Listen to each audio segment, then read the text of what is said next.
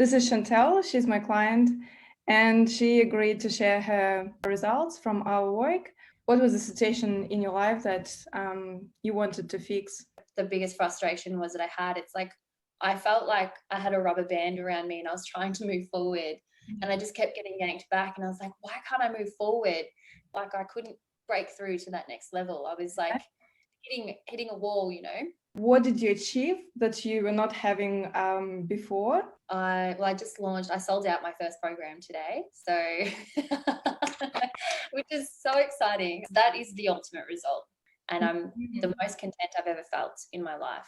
Wouldn't have been possible to reach those levels without your help. And also, I think what really drew me to you, Kashi, was like you're also just this badass woman that has like you understand this stuff, and it's really amazing to be able to do that with you and have your guidance in that as well. So thank you. Thank you. What did you find something special for you during our work?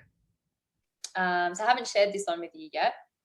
So, so a huge insight that I had this week, but it's having a specialist or someone that can help to guide you into that part of your psyche or your mind, and that ultimately is what's been the most powerful. And you're at that. So I would recommend this to anybody who understands that they can change something, whether it's depression, anxiety, limiting beliefs, low self-esteem, self-worth issues, whatever it is that's impacting them negatively, that they're not finding a way out of. I would recommend this program. Chantell, thank you so much for sharing. I really appreciate when people can share their stories, they can share their experience.